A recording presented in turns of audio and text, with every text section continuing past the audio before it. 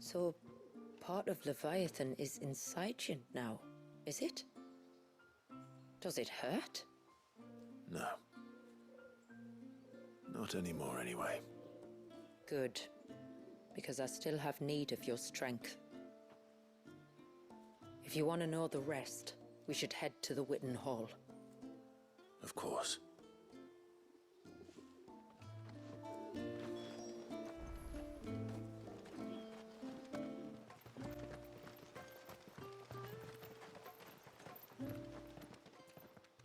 How may I be of service? My name is Delina.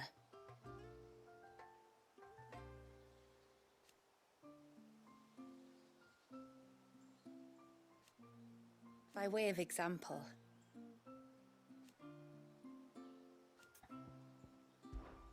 as I'm sure you're aware,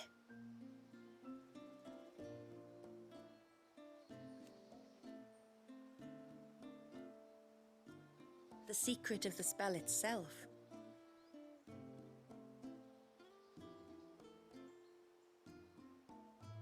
so they built the cairns.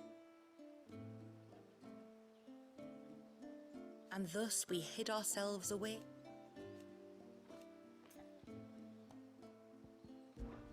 Our story began after the fall of Drake's Horn.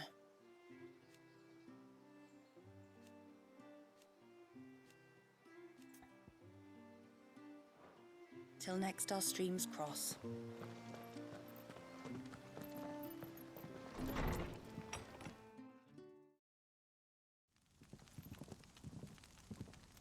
To understand the spell which binds Walius, you must first know who we are, and what drove my forebears to commit such an atrocity. This tapestry is our story, the one that brought us here. After generations of wandering, my people sought refuge in northeastern Storm, some 170 years ago. But in exchange for our safety, the Gregorian Church demanded we renounce our faith and branded us heretics when we could not. To be exterminated, as a lesson to others. And so was it chronicled in the imperial histories, for anything less would have made the Church seem weak. Yet a handful survived. The few who did fled north and west, and in doing so discovered two things that would forever shape our fates. The first was an old legend revealing how to make your very own mother crystal. I've heard that one before. Yes, yet it gave them new hope, however false. Our ancestors convinced themselves that they could recreate the divine if they could only find a strong enough heart. A living being capable of channeling torrents of ether. And the heavens provided. A dominant Walius. They'd stumbled across a nostrum in an ancient ruin, which they believed could provoke a sudden outpouring of a creature's ether. They meant to enrage his icon. Leviathan would have destroyed everything, had our people not made their second important discovery. A means to stop time itself. Where did they find that? The Northerners had no such magics, or they would have used them. When our ancestors first arrived, the land was uninhabited, save for an old witch who lived on the highest peak. Her body had been consumed by the curse, a cruel payment for her long years of service to the Northern Thanes. So desperate were they to prevent the fall of Drake's Eye, they'd forced her to devise a spell to stop time. But Drake's Eye did fall. It did. When she finally perfected the necessary magics, it was already too late. As punishment for her failure, the Thanes exiled her to this forsaken place to live out the few days she had left. Knowing her suffering, our ancestors cared for her as best they could, and in return, she gifted them her spell, that even though she should die, her legacy might live on.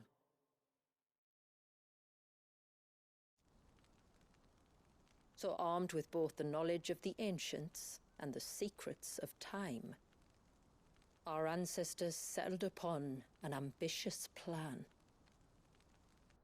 They would create a new Mother Crystal and enchant it that it might endure for all eternity. Thus would our people's wandering, our suffering, finally end, and prosperity visit us once more. And all it would require was the sacrifice of a single child. A small price to pay, or so they believed. Another victim of man's blind reliance on the Mother Crystals. So we know the seal's source. How do we break it and restore the flow of time? Do you recall the dome of light on top of the cliffs to the west? Inside lie the ruins of an old temple. It was there that the witch built the Vare, a conduit of sorts that channels her remaining ether into the surge. But it's been a long time since anyone set foot in the place. And now, there are others who claim it as their own. Then we shall go prepared for a fight. That said, it may be best if one of us stays behind. You think the village could be in danger? We saw the ether flow from Wallius in all directions, but only encountered a single familiar. There will be more. And should even one make its way here, I doubt the walls could hold it back for long. Then I shall stay. The Phoenix will see your people safe, tributary. You have my thanks. Very well. We should depart at once. I fear time may no longer be a luxury we can afford.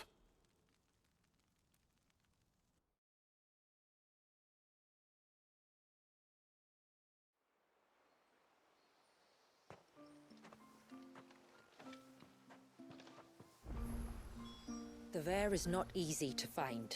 We must first head north, and then west, deeper into the forest.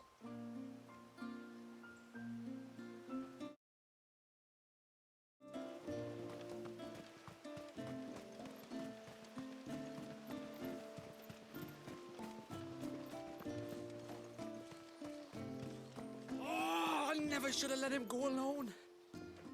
Ty, take me, what am I gonna do? You've got to help me. Shula said you were a force to be reckoned with. Are you? Why do you ask? Eh? Oh, sorry. I should explain. My name's Kitav. I'm worried about a friend of mine. He went into the forest and he hasn't come back. Would you help me find him? I can try. Tell me what I need to know. Of course. You know about the glamour our ancestors cast to keep this place hidden, right? Shula told us about it, yes. Right. So you know the cairns we use to maintain the spell? Well, it's me and my friend's job to maintain them. If it weren't for the likes of us, it would have faded years ago. So your friend went into the forest to visit one of these cairns? Aye, that's right. He said he was going down to Father's Fell. There are two cairns out that way, one by the banks of the Swift Run, and another near the Winged Wains, the ships in the forest. All right. How will I know this friend of yours? His name's Nassef. He's about my height, but clean-shaven. If you could track him down and see that he's come to no harm, I'd be much obliged. I'll search the village, just in case anyone's seen him, and meet you back here. Very well.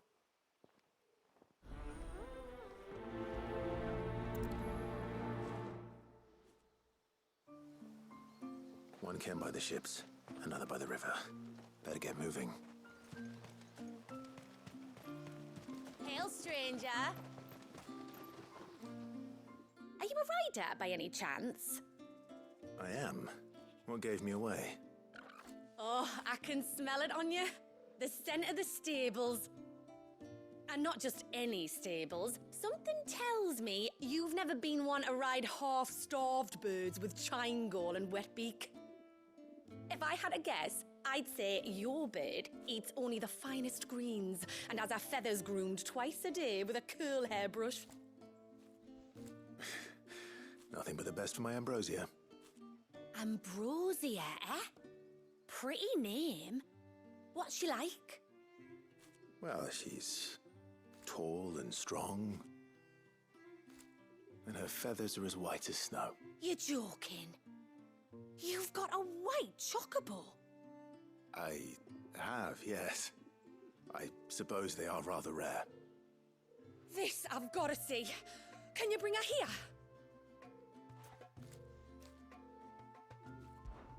I would if I could, but I doubt Shula's skiff could hold her. Me dad's got a boat. And he's ferried chocobos before. You could get him to bring her. It'd be perfect timing and all. He's preparing for a trip beyond the wall as we speak. I'm sure he'd help you if you asked. He would. Well, I don't suppose it would hurt to have Ambrosia around. All right then. Where could I find your father? He'll be in the storehouse on the other side of the brook. Tell him Manda sent you.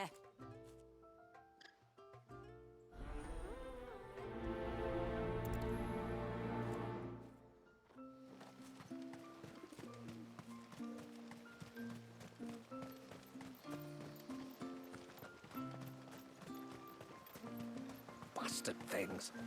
Tore the fish right up.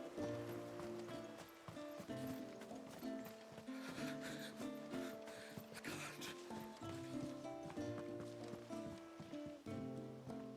You one of the outsiders, then? I am. Shula invited me. Are you Manda's father? I am.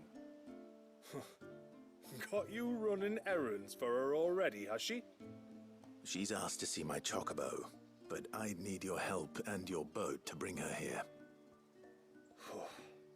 Or you could just say no. Honestly, that girl and her birds, she'll be growing feathers soon enough.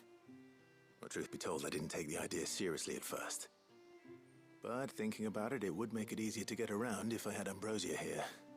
Can you help? Well, if you're sure that's what you want. The tributary says we're to treat you lot as we would each other. So, if you need me to ferry your bird over, then that's what I'll do. Still, they don't take the water easily. I'll need you to bring us a mimic gourd or two to keep her calm on the journey over. And where would I find one of those? Oh, don't ask me. It's been years since I last brought a chocobo across the bay, and I'm told the world's changed a fair bit since then. Where do you usually get your stable supplies from? Well, the man who made Ambrosia's tack lived in Martha's Rest, and if I remember correctly, he traded in chocobo feed too. So I suppose I'll go and ask him. I'll be sailing over to Northreach soon to pick up some supplies. While I do that, you collect your bird and your gourd, and then meet me by the shore. Just don't take too long, all right?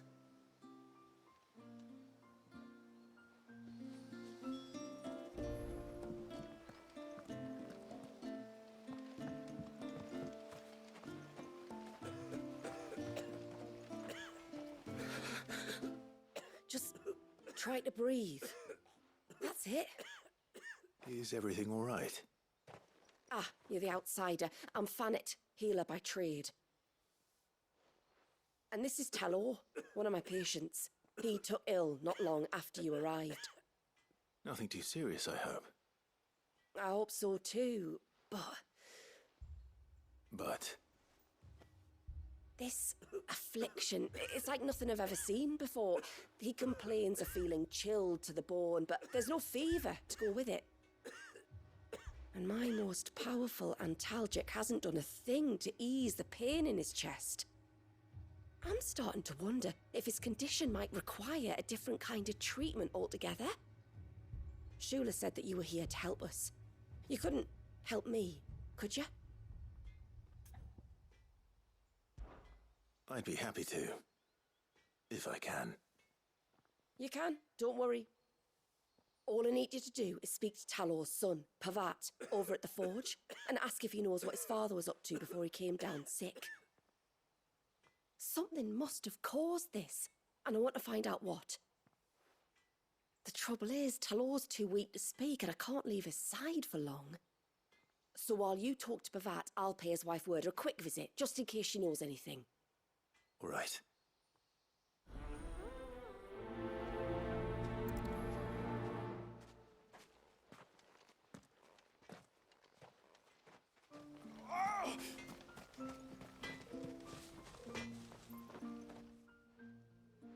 Oh, do you need something? I do, though not from the forge. Fanit asked me to speak with you. She's looking into the cause of your father's illness and wondered if you could shed any light on the matter. I see. Sorry. She shouldn't have dragged you into this. It's no trouble, really. Tell me, did your father do anything out of the ordinary before he fell ill? Not that I know of. But then I hardly see him.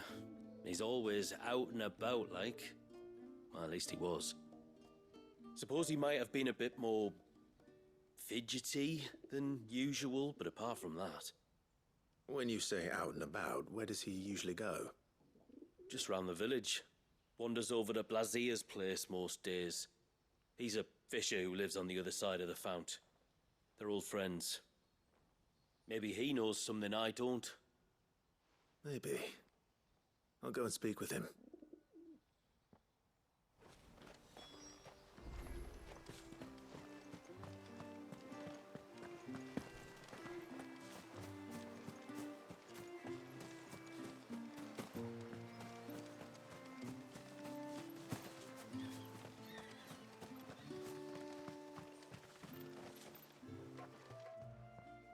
Greetings, stranger. What can I do for you? Your name is Blazier, is it not? Pavat tells me you're a friend of his father's, and that the two of you may have spent some time together prior to his illness. His illness? Talor's never been ill a day in his life. I don't know why he'd start now. Oh, Fanny doesn't know either. It was she who asked me to look into his recent behavior on the off chance it might explain how his condition arose. Oh, I suppose there was something that struck me as a bit odd. He kept asking about the woods. Did you see anything strange on your way back from the shore? Are you certain? Do you swear? That kind of thing. I didn't, of course. But he wouldn't let it go. It was like he was expecting something to happen. It was just a matter of when. Not that I know what. But he never told me anyway. Well, that certainly does sound unusual. And it might just be what Fanit is looking for.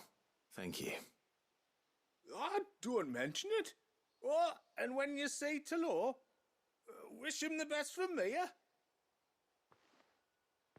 Let's see what the healer makes of this.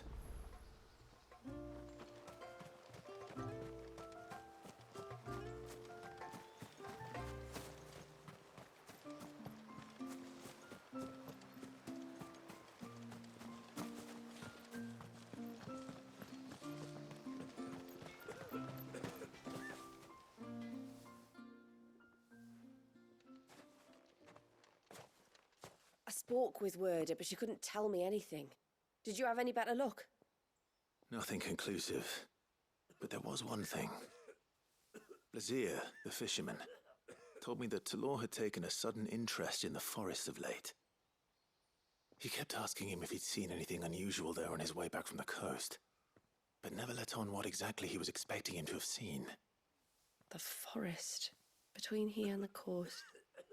Surely not. But then... I can't say for sure. But I think Talor's illness might have some connection to the Tomberries. You may have encountered them during your time here. The small, scaly beastmen. And you think they may have caused Talor's illness? I do. At least in a way. And if I'm right, it's no wonder the treatments I've been trying didn't work. Oh, I know it's a lot to ask, but would you go down into Father's Fell for me? There's an altar there, and if my fears are true, an offering upon it. What is going on here? Please, I'll explain everything when you return, but time flows fast. I beg you, make haste for Father's Fell and take the offering from the altar. Talor's life may depend on it.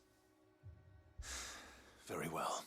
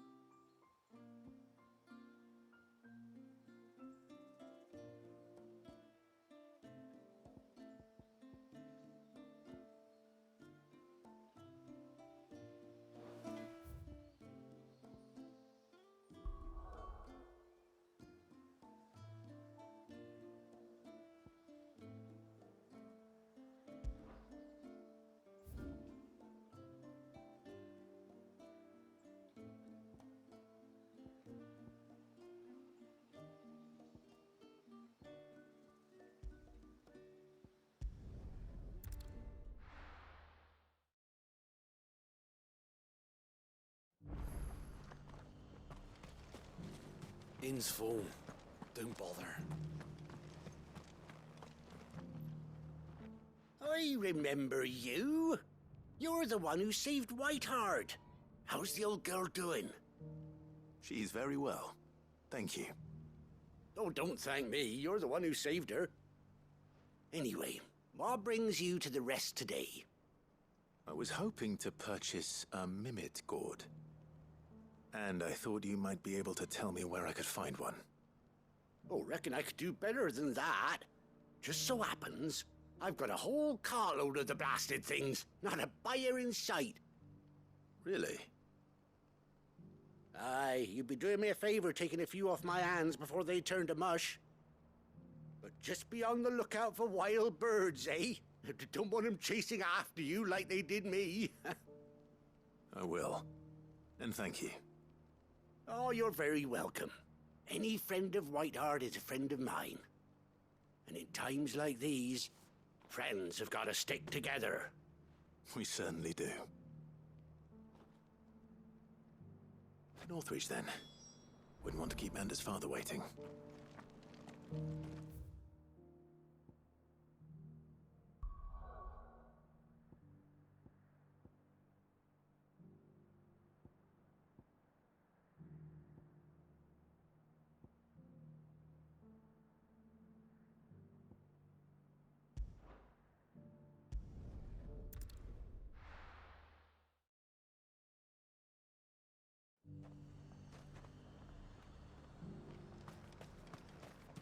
And how might I help the garrison today?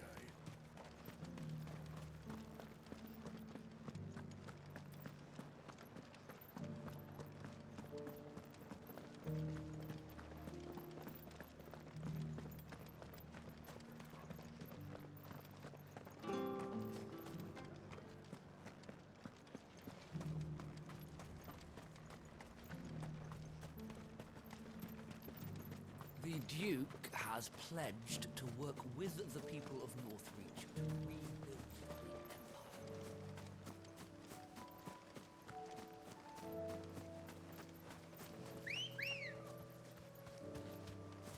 Empire.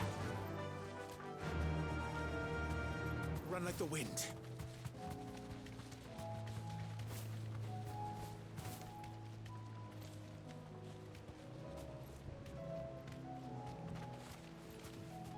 Be safe. Ah, there you are.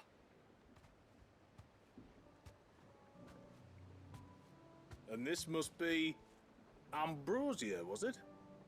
Oh, she's a real beauty, isn't she? I have the mimic or two. Here.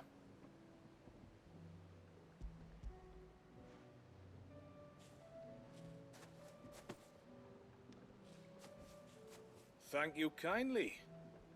Soon as she's gobbled this up, we'll set sail. We're going to take a little trip across the bay now, Ambrosia. Don't worry. You'll be all right.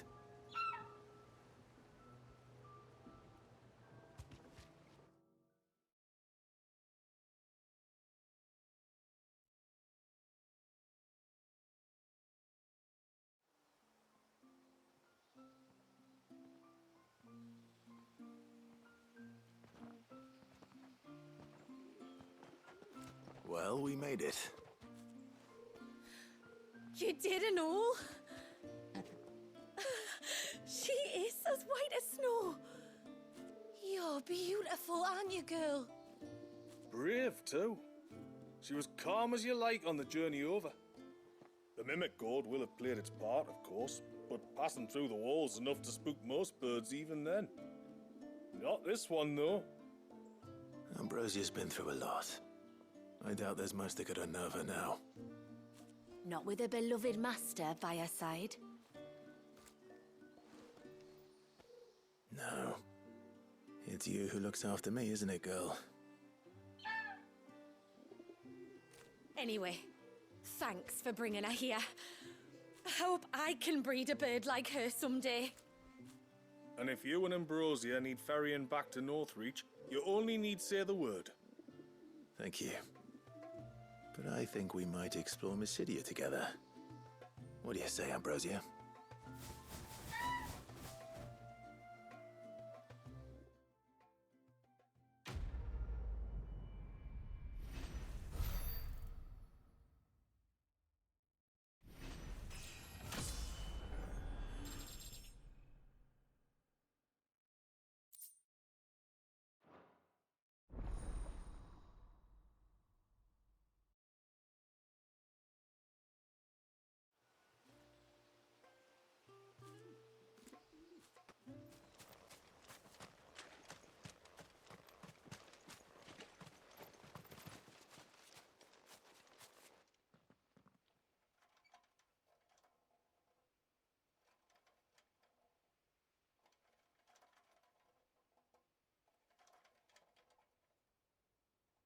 What are they up to? Some sort of ritual.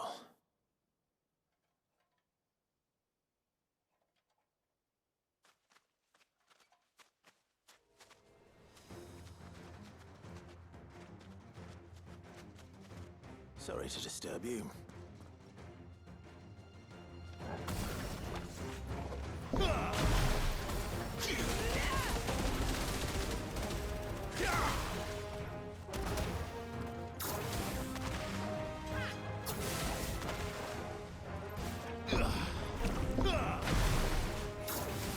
It's over. Too slow.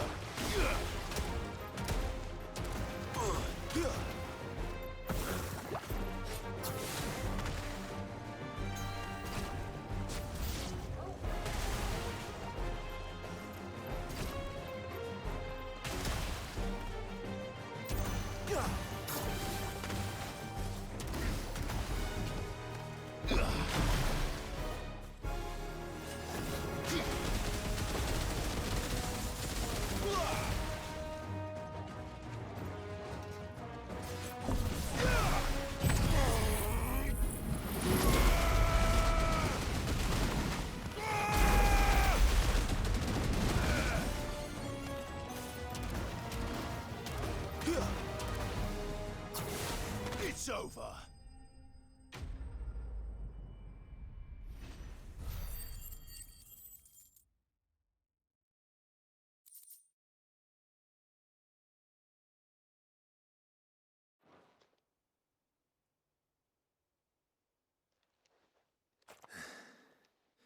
Let's see what's on this altar then.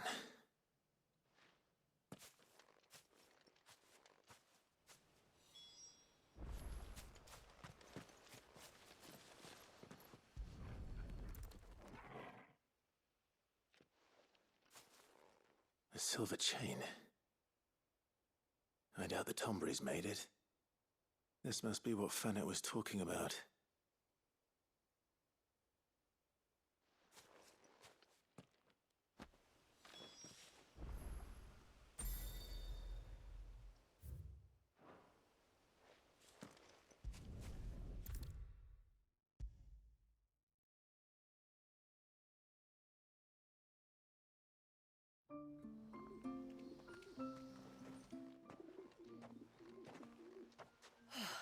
You're back. Well, did you find anything? I did. This silver chain. I knew it. Well, I'm still none the wiser. Forgive me. This chain. It's a Gregorian Maternoster. Worn by men of the faith. What's it doing here? And why would the Tomberries be praying to it? To understand that, you need to understand what the Tomberries are. They feed on hatred and suffering. And some say that if you render them an offering, some token of grievance against your fellow man, they will put a curse upon him. So you think someone's put a Tomberry curse on Talor? I can't say for sure. Truth be told, I always assumed it was an old wives' tale. But given his fear of the forest and the presence of the chain on the altar, I don't know what else to think. Does Talor have any enemies in the village? Anyone who would nurse such a grudge? No, I believe the one who left the chain at the altar was Talor himself. I beg your pardon. But there's more to the tale, you see. It's said that if you attempt to curse a soul that has returned to the sea already, your ire has nowhere to go but back to its source. You're saying he cursed himself? In trying to curse another, aye. When my father was younger, he was one of the few permitted to venture beyond the wall on trading expeditions. He told us that when he journeyed to Sanbreque, he'd wear that chain to disguise his true beliefs, lest Griega's faithful turn their cudgels on him. Did they ever catch him in his deception? Might that explain the ill will he bears someone? Not that he ever told me. Come now, let's not waste time speculating about Talor's past. We need to focus on the present, and that means finding a way to break the curse. All right. If there's anything I can do to help, let me know. Thank you. I shall. Aye, and thanks for going to all this trouble. Here, it's not much, but I want you to have this. We call it an adder stone. It's a gatherer's charm. Reacts to certain rare minerals we use in crafting. Makes them ring out like a bell, stuff you'd have no chance of spotting otherwise. If you find anything, see that you bring it back to me. I can make you some decent gear with it. If you're interested, like. I am, thank you. And I'll be sure to pay you a visit. Until then, I wish your father a swift recovery.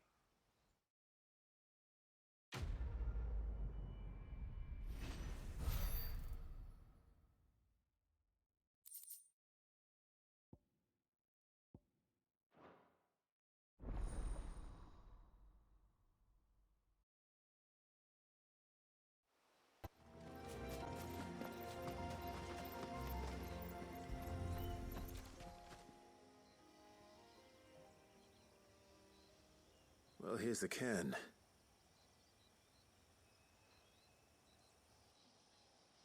But no sign of Nassef. To the riverbank, then.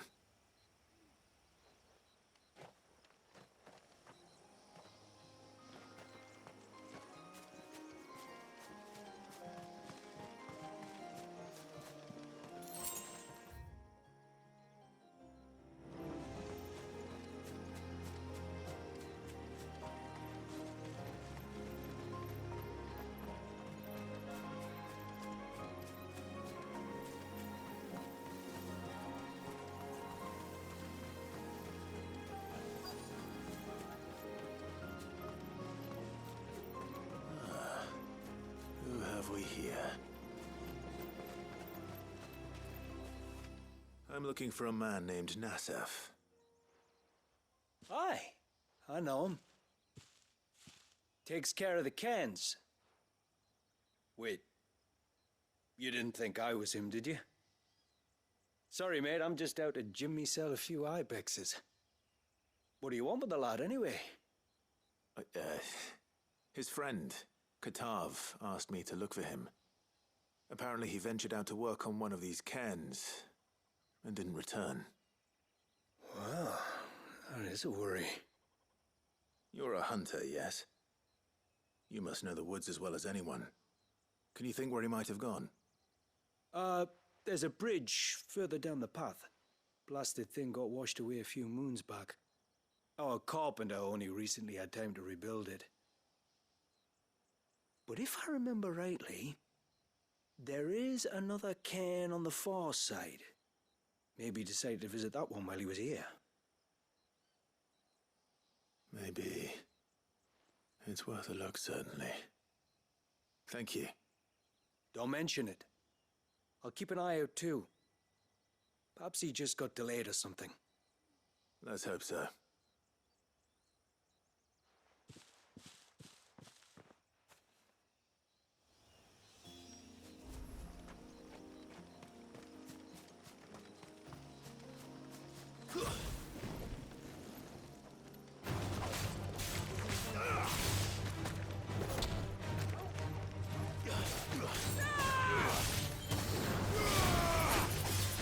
This must be the bridge the hunter was talking about.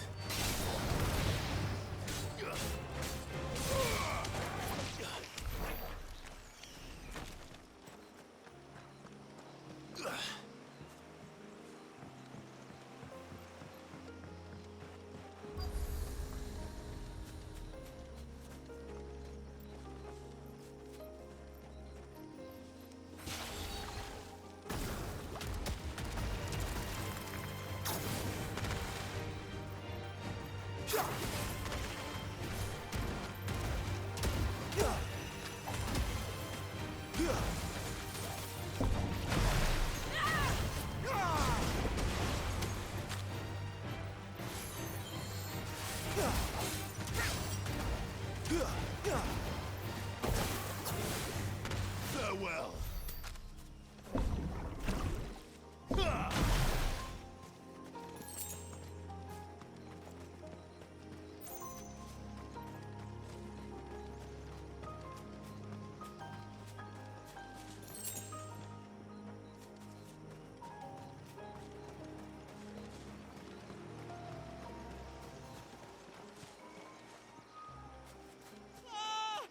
Stay away, damn you!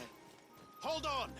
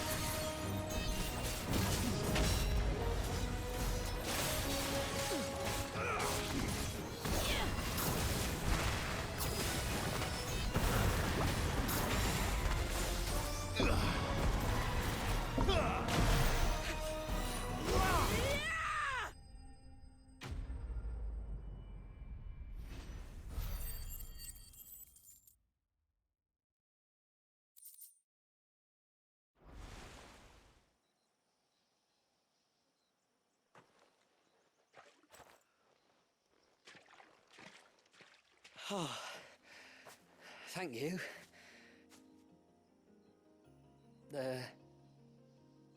I'm the tributary's guest. And you must be Nassef. I am? But how do you know that? Your friend Katav asked me to look for you when you didn't return. I'm sorry. I was so focused on attuning the cairn, I didn't see those creatures coming till it was too late.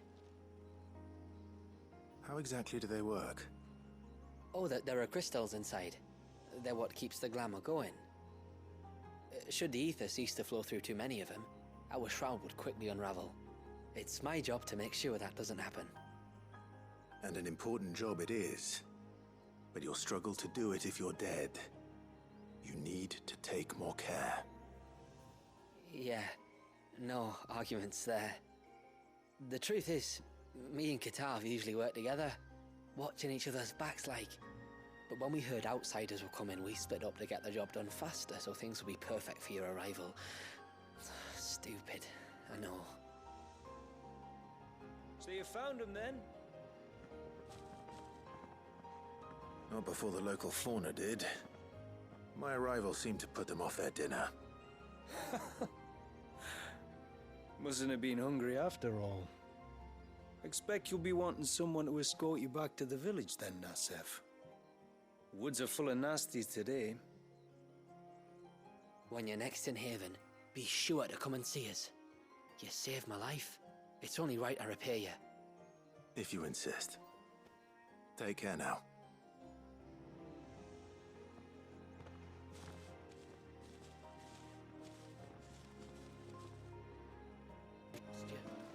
Put your saw to it. Thank you. Nasef told me everything. If you hadn't got there when you did... Oh, it doesn't bear thinking about. All that matters is that you're safe. Far be it from me to tell you how to do your jobs, but don't go alone again. Or if we have to, maybe we should think about casting the glamour on ourselves to keep the wildlife from spotting us. It'd take its toll, of course, but it'd beat letting the cairns fall and having to weave the entire spell from scratch. Imagine if we had to do that. I'd rather not. Would only succeed in adding 2 new piles of stone to the collection. Your bearers? That we are, thank the tides. The others can't attune to the crystals in the cairns the same way we can. I reckon this place would be doomed without us. So, you do this work for the good of your people? Not because... We're forced to. No. From what I've heard of the way things work on the outside, we were truly blessed that our rain fell here in Mysidia. Our people are few enough as it is.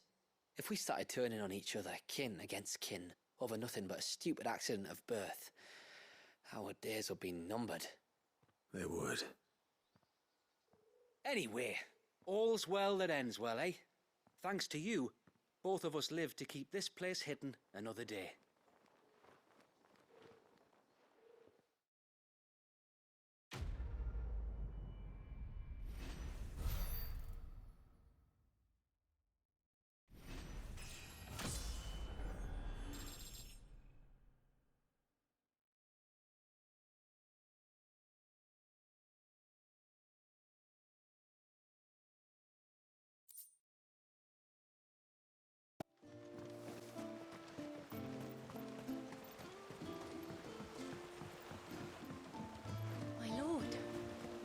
Speak with you.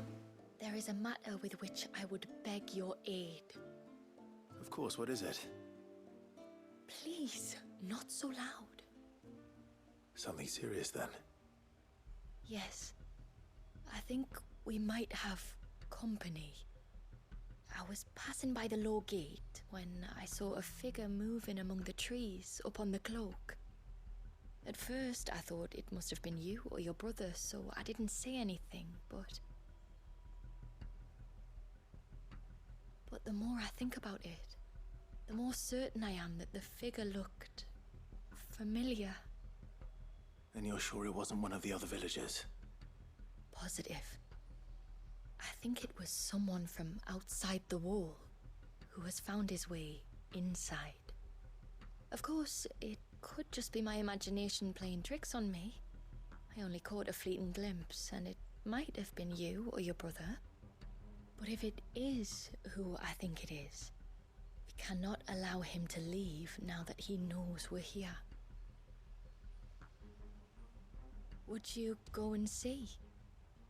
He won't try to hurt you, believe me. Given what lurks in the forest, the only one likely to get hurt is him.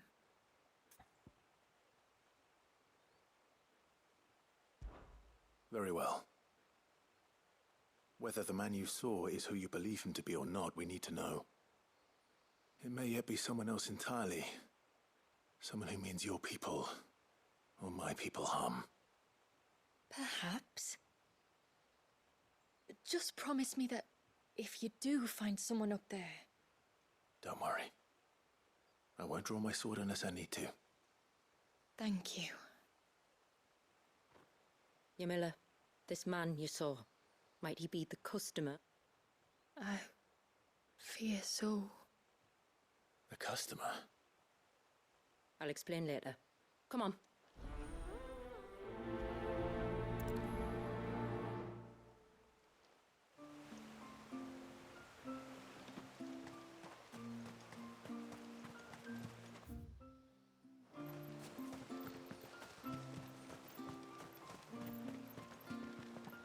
If we pick too many of the flowers, there won't be enough.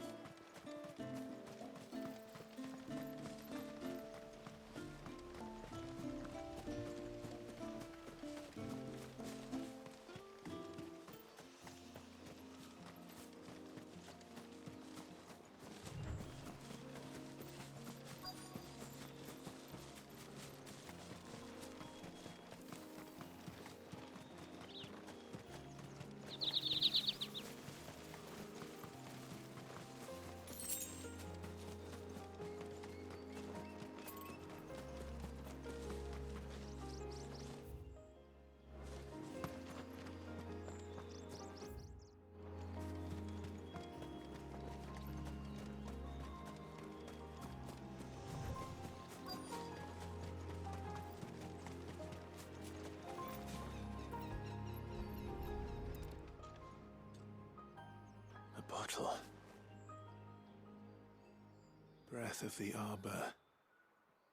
Perfume from Sunbrag. Looks expensive too. Who's there? Stop!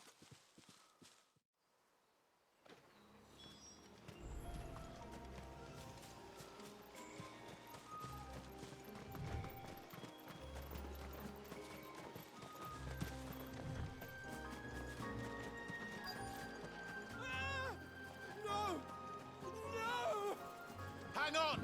I'm coming!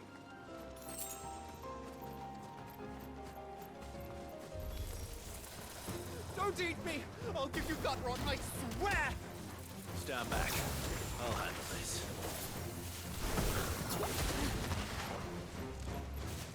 You're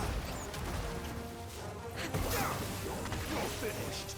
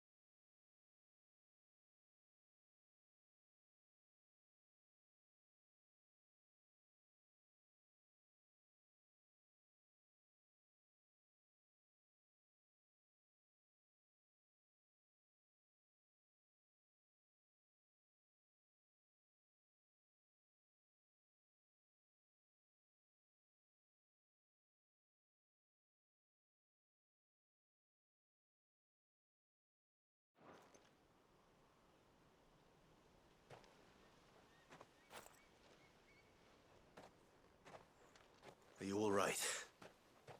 I'm more than all right. I'm saved! Oh, I could kiss you! Maybe you should introduce yourself first. Hervey! I knew it was you. What are you doing here? I came to see you. Oh, my little canary, it's been so long. Thank you for saving him and sparing him. Who is he?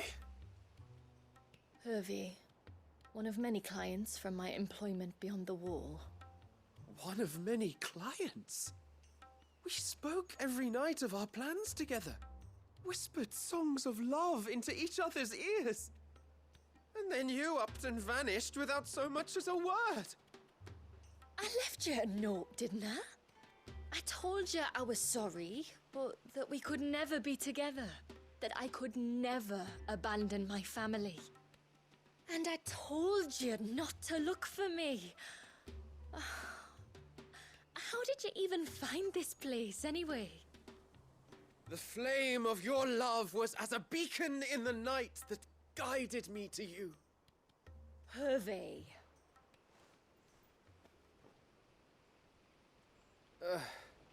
I was walking by the coast near Northreach when I saw a lady who looked like you. Eyes like the ocean. Hair like the driven snow. The next moment, she and her companions were jumping in a skiff and sailing out towards the wave. So I, borrowed the nearest boat and started rowing.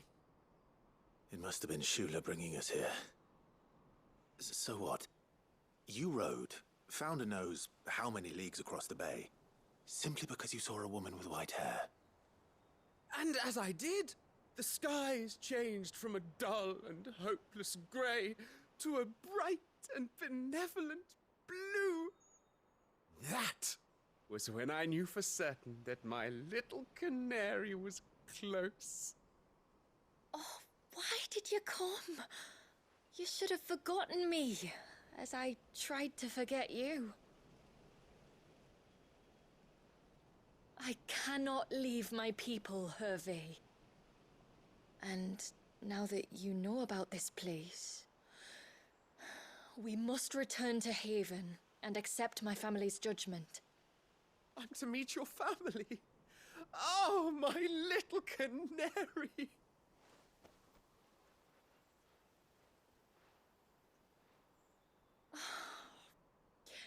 Please, come and see me later. You did as I asked, and you must be rewarded for it. But first, follow me, Hervey. To the end of the world and beyond.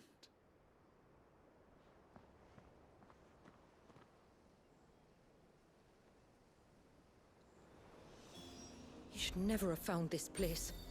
How could I be so careless? Don't blame yourself. I doubt anything could have...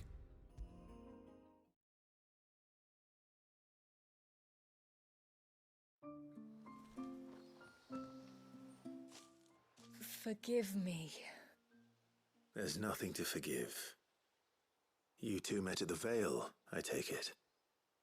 When I worked there, yes. To earn the coin that my people need to survive. Though Mysidia is our sanctuary, there are certain necessities that it cannot provide. And for that reason, some of us seek employment beyond the wall. Yet few are the opportunities for followers of a strange faith in a strange land. And so you supported your family as best you could? I did. And I have never regretted it for a moment. I found a second family in the Vale. And in the Dame, a second mother. I also found Hervey. But our love could never be. I knew that if I revealed my secret to him, I would be putting my people in danger. But that if I did not, I would be living a lie, unable to return home. What will happen to him now? Since our people settled in Mysidia, uninvited visitors have been few and far between, but not unknown. Explorers, survivors of shipwrecks, none lasted long. I see. That was before my time, you understand? I've never had to make a decision like this before. Ymilla, know that I do not blame you for any of this. It was me who decided to make the trip to shore. Me who exposed our secret. This was my mistake, and I shall bear the responsibility. Thank you, tributary. I only beg you to remember that Hervé means us no ill will. He's just a fool. A fool who loves me. I will take that into consideration. But yours is not the only voice I must listen to. The whole family must be consulted, and it may take time for me to arrive at my decision. I hope you understand. Of course, tributary. However long it takes. Come what may, I thank you, my lord, for bringing us back together.